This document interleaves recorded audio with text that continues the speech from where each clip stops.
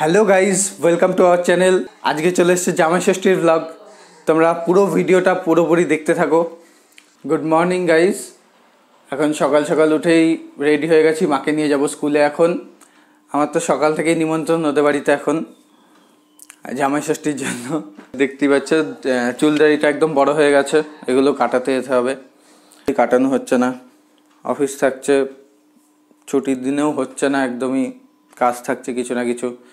তো আজকে সকাল সকাল একবারে চুলদাড়িটা কাটিয়ে নেব, তারপর স্নান টান করে রেডি হয়ে নেব, তারপর তোমাদের সঙ্গে দেখা হচ্ছে। তো এখন যাই, মাকে নিয়ে স্কুলে যাই, মাকে স্কুলে নামিয়ে দিয়ে তারপর আসি।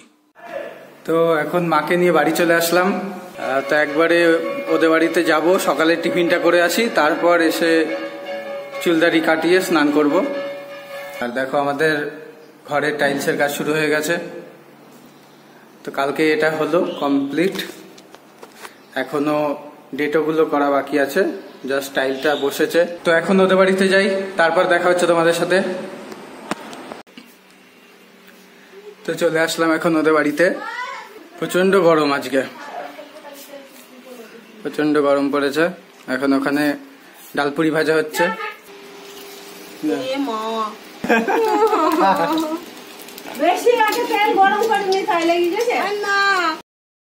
ডালপুরি পকোড়া তো গাইস দেখতেই পাচ্ছ, এখন খুব সুন্দর বানিয়েছে, আমি বানিয়েছি। যে সকালের টিফিন হচ্ছে আমার এখন ডালপুরি, মিষ্টি আর তরকারি।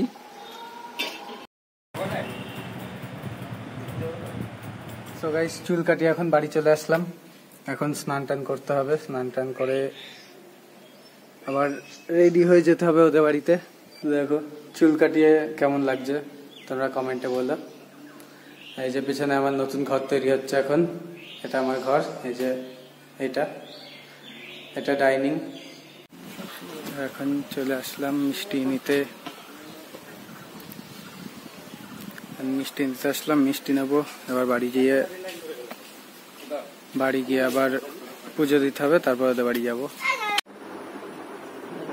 আমার যা হলো না, স্কুল থাকলে হয়।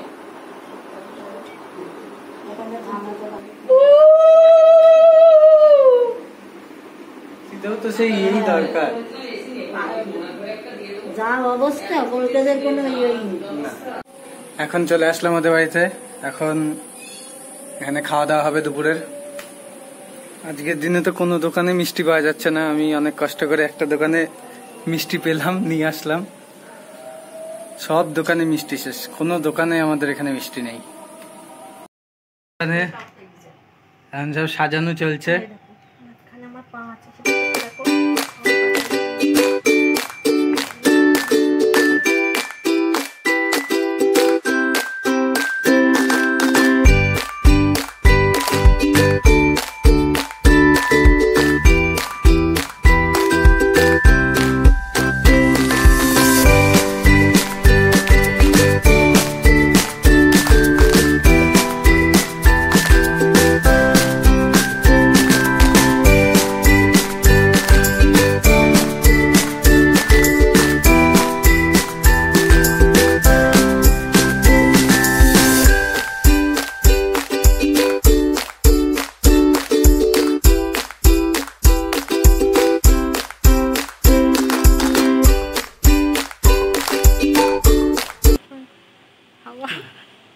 আমি ভিডিও করছিলাম তোমার,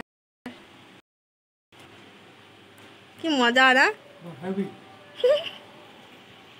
কি বলবো, খাই দেখো, খাই। তোমার মুখটা তো নাও। আমার মুখ এরকম করে হয় না। এখনো খাওয়া দাওয়া চলছে, খেয়ে নাও। এখনো কতক্ষণ লাগবে খেতে? এত পদ রান্না করেছে, আমি খেয়ে উঠতে পারছি না, পেট ভরে গেছে।